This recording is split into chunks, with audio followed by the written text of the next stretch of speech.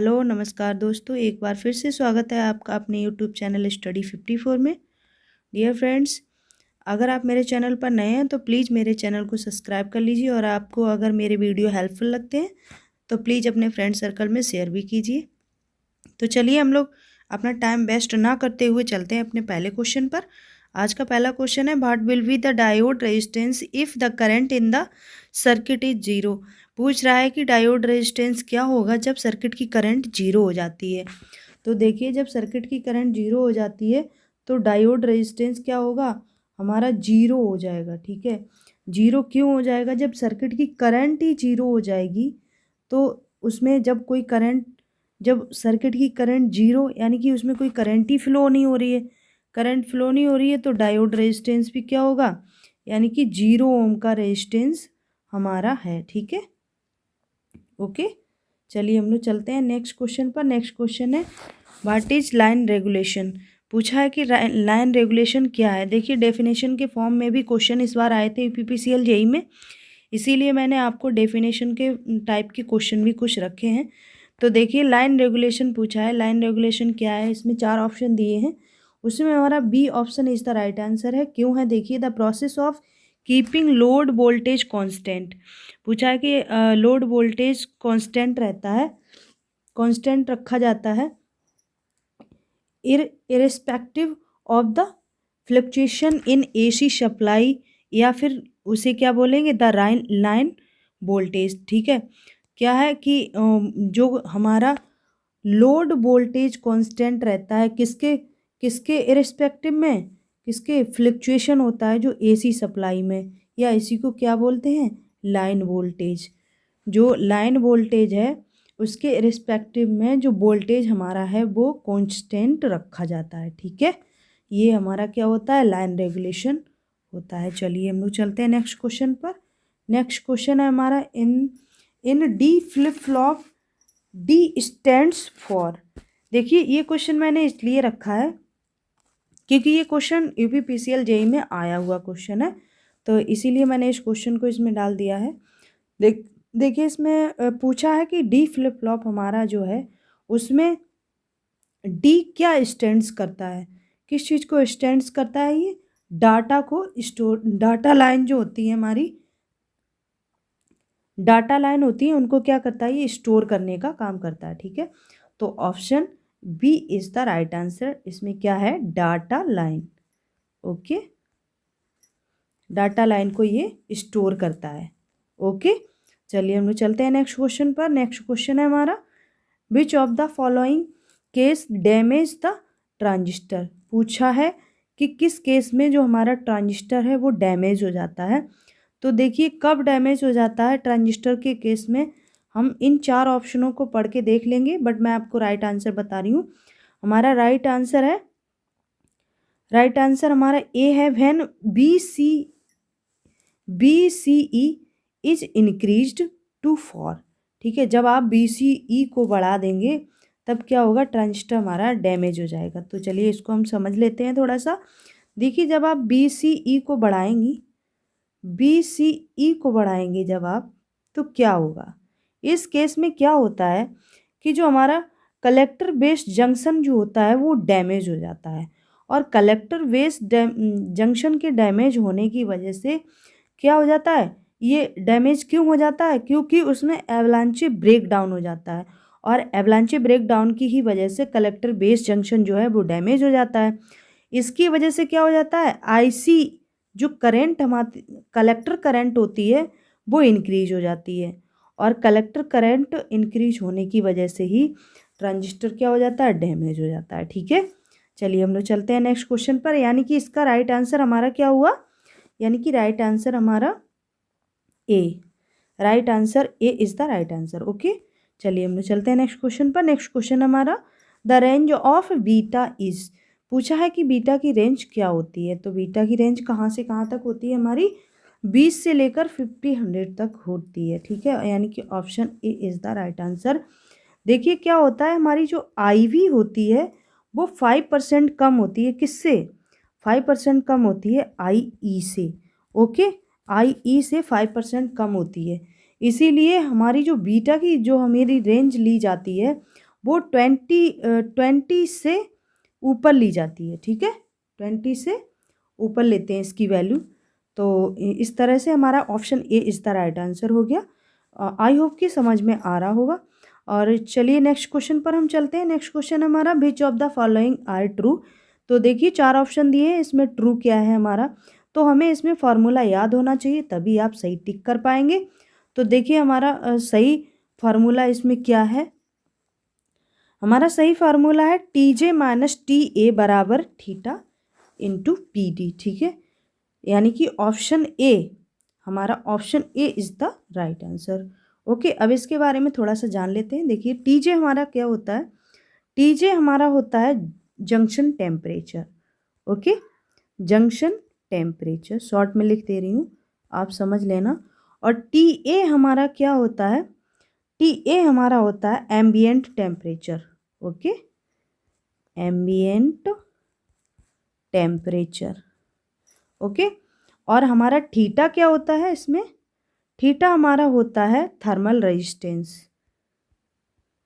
Thermal resistance से भी बहुत क्वेश्चन आते हैं, तो हमारा थीटा क्या हुआ, thermal resistance into PD। PD क्या है हमारा, PD हमारा है थर्मल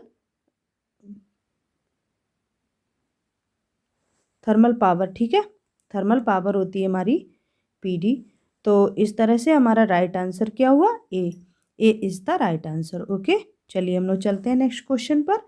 नेक्स्ट क्वेश्चन है हमारा क्या है, when the power dissipation increase in A transistor the thermal resistance. देखिए क्या पूछा है कि जब पावर डिसिपेशन को आप इंक्रीज करते हैं तो ट्रांजिस्टर में जो थर्मल रेजिस्टेंस होता है उस पर क्या इफ़ेक्ट पड़ेगा, यानी कि उसमें क्या होगा। देखिए इस क्वेश्चन को आप जो इससे पहले हमने क्वेश्चन नंबर 6 आपको समझाया है, उसी से रिलेटेड है। देखिए थर्मल रेजिस्टेंस आपको थीटा बताया अभी मैंने आपको, यानी कि आपको फार्मूला याद होना चाहिए। अब देखिए मैंने आपको फार्मूला ऊपर बता दिया, ऑप्शन में पूछा था, अब उसी से हम एक रिलेशन बना लेंगे। रिलेशन क्या बनाएंगे, देखिए PD हमारा जो होता है उसके फॉर्म में, यानी कि theta directly proportional, inversely proportional होगा किसके, 1/PD, यानी कि पावर डिसिपेशन के PD। सॉरी मैंने इससे पहले क्वेश्चन में आपको रॉन्ग बता दिया। PD का मतलब क्या है, PD का मतलब है पावर डिसिपेशन। पावर डिसिपेशन को अगर आप सर्किट में, यानी कि ट्रांजिस्टर में आप पावर डिसिपेशन को अगर आप बढ़ाएंगे, क्या दिया है, पावर डिसिपेशन को आप इंक्रीज कर रहे हैं, तो क्या होगा, थर्मल रेजिस्टेंस तो ऑटोमेटिक ही डिक्रीज हो जाएगा, ठीक है, यानी कि option C is the right answer. Okay, चलिए हम लोग चलते हैं नेक्स्ट क्वेश्चन पर। हमारा नेक्स्ट क्वेश्चन है for common ammeter configuration which of the following the correct relation. देखिए पूछा है कॉमन एमीटर कॉन्फ़िगरेशन के केस में, देखिए बहुत सारे कॉन्फ़िगरेशन हमारे होते हैं, उसमें common ammeter, common base, common collector, तो उनमें से हमारा कॉमन एमीटर के बारे में पूछा है कि कौन सा सही है। तो देखिए इसमें हमें फॉर्मूला याद होना चाहिए, यानी कि आपको बता देते हैं फॉर्मूला होता है IC बराबर बीटा IB। ओके, और एक IC बराबर ही क्या होता है, IC बराबर ही हमारा alpha into IE। Okay, alpha into IE, और जो हमारी अल्फ़ा की वैल्यू होती है वो 1 से कम होती है। भी क्वेश्चन पूछ सकता है कि जो हमारा कॉमन एमीटर के केस में अल्फ़ा की वैल्यू हमें 1 से ग्रेटर देन मिलती है, या इक्वल मिलती है, या लेस देन मिलती है, या 0 मिलती है। तो आपको ऑप्शन ग्रेटर देन 1 मिलती है, लेस देन 1 मिलती है। ओके, कॉमन एमीटर के केस में, और कॉमन कलेक्टर के केस में ग्रेटर देन 1 मिलती है, कॉमन बेस के केस में इक्वल रहती है, ठीक है, 0 मिलती है, ठीक है। तो चलिए क्या हुआ, अब हमारी जो IC की वैल्यू होती है, वो हमारी IE की वैल्यू से कम होती है। ओके, IE की वैल्यू से हमारी कलेक्टर की जो करंट होती है वो एमीटर की करंट से क्या होती है, कम होती है, यानी कि option A is the right answer. Okay, देखिए हमने ये यहाँ से रिलेशन बना के निकाला है कि IC equal to beta I भी होता है और इसके इक्वल अल्फ़ा इंटू IE भी होता है, और अल्फ़ा की वैल्यू 1 से कम होती है। तो जब अल्फ़ा की वैल्यू कम होगी, यहाँ पर 1 से कम होगी अल्फ़ा की वैल्यू, तो हमारी IE की वैल्यू थोड़ी सी कम ही मिलेगी। यानी कि जो हमारी IE की वैल्यू जो है, IC की वैल्यू जो है वो हमारी किससे कम मिलेगी? IC बराबर ही तो है अल्फ़ा इंटू IE। तो जब हमारी IE अल्फ़ा इंटू IE की वैल्यू कम मिलेगी तो हमारी IC की वैल्यू भी कम मिलेगी। यानी कि IC की वैल्यू हमारी कम होगी किससे? IE की वैल्यू से। क्यों कम होगी? क्योंकि इसके साथ हमारा अल्फ़ा कांस्टेंट भी लगा हुआ है और IC हमारा ओनली IC ही है। तो कुछ ना कुछ तो वैल्यू अल्फ़ा की होगी ही। जब इसके साथ मल्टीप्लिकेशन में है तो IC की वैल्यू से IE की वैल्यू थोड़ी ज़्यादा मिलेगी। ठीक है, चलिए हम लोग चलते हैं नेक्स्ट क्वेश्चन पर। नेक्स्ट क्वेश्चन है हमारा, the small amount of current which flows even when base current IV equal to 0 is called. देखिए पूछा है कि बहुत स्मॉल अमाउंट ऑफ करंट जो फ्लो होती है हमारी किसमें, ट्रांजिस्टर में, तो जो IV इक्वल टू 0 होती है, यानी कि 0 के इक्वल ही मान लेते हैं, बहुत निग्लेजिबल होती है IV की वैल्यू, तो उसको 0 कहा है तो उसको और क्या कहते हैं, ये पूछा है।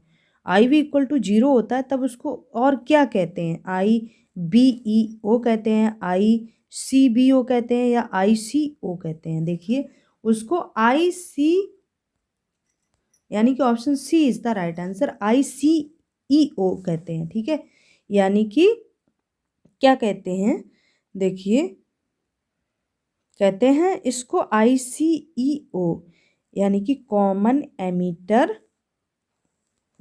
Ammeter open configuration. ठीक है, तो इस तरह से हमारा option C is the right answer हो गया, आप याद रखेंगे।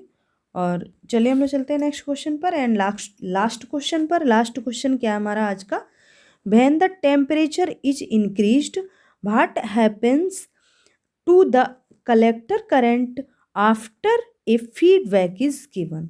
देखिए पूछा है कि जब आप टेम्परेचर को इंक्रीज कर देते हैं तो क्या घटना होती है जब आप फीडबैक अप्लाई करते हैं।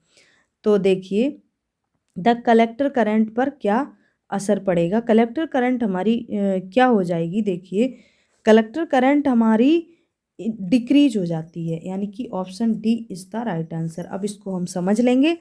देखिए क्या है, जब हम फीडबैक अप्लाई नहीं करते हैं, यानी कि नो फीडबैक की कंडीशन में क्या होता है, जब आप टेम्परेचर को अगर आप बढ़ाते हैं तो क्या होता है, रिवर्स सेचुरेशन जो है करंट वो हमारी बढ़ जाती है, यानी कि रिवर्स सेचुरेशन करंट क्या होती है, बढ़ जाती है। और जब रिवर्स सेचुरेशन करंट बढ़ जाती है तो हमारी एमीटर करंट भी बढ़ जाती है। ओके, एमीटर करंट भी हमारी बढ़ जाती है। इस तरह से जब आप नो फीडबैक अप्लाई करते हैं, और जब आप फीडबैक अप्लाई करते हैं तो क्या होता है, जब आप फीडबैक अप्लाई करेंगे तो क्या होगा, देखिए उस कंडीशन में क्या होता है, जब आप फीडबैक अप्लाई करते हैं तो बेस करंट की वैल्यू बहुत ज़्यादा बढ़ जाती है, और बेस करंट की वैल्यू बढ़ने से जो हमारी कलेक्टर की करंट होती है वो घट जाती है। कलेक्टर की करंट बढ़ने से क्या होता है, कलेक्टर की करंट बढ़ जाती है, घट जाती है, और घटने की वजह से क्या होता है, थर्मल रन अवे हो जाता है। ठीक है, जब ये एकदम से रैपिडली घटेगी, जब IC की वैल्यू रैपिडली घटती है, ठीक है, रैपिडली यहाँ पे लिख लीजिए, ये भी क्वेश्चन पूछ सकता है। रैपिडली घटती है तो क्या होता है कि हमारा थर्मल रन अवे हो जाता है, और थर्मल रन अवे किस कंडीशन में, ये भी पूछ सकता है, थर्मल रन अवे किस करंट के घटने से होता है, तो IC के घटने से होता है। यानी कि देखिए अब जब आपने टेम्परेचर को बढ़ाया तो क्या हुआ, जब आपने टेम्परेचर को बढ़ाया तो बेस करंट क्या हुई, बढ़ गई, और बेस करंट के बढ़ने से क्या हुई, कलेक्टर करंट क्या हुई, घट गई, यानी कि option D is the right answer. Okay, तो आज के लिए इतना ही डियर फ्रेंड्स। और मैंने आपके लिए कुछ मोटिवेशनल लाइंस ली हैं। देखिए, मंजिल उन्हीं को मिलती है जिनके सपनों में जान होती है, पंख तो यूं ही फड़फड़ाते हैं, हौसलों से ही उड़ान होती है। ठीक है, क्या होता है, मंजिल तो उन्हीं को मिलती है डियर फ्रेंड्स जिनके सपनों में जान होती है, और जो सपने देखते हैं वही तो अपने सपनों को साकार करते हैं। तो आप लोग सपने देखते रहिए और अपने माँ बाप का सपना ज़रूर पूरा कीजिए।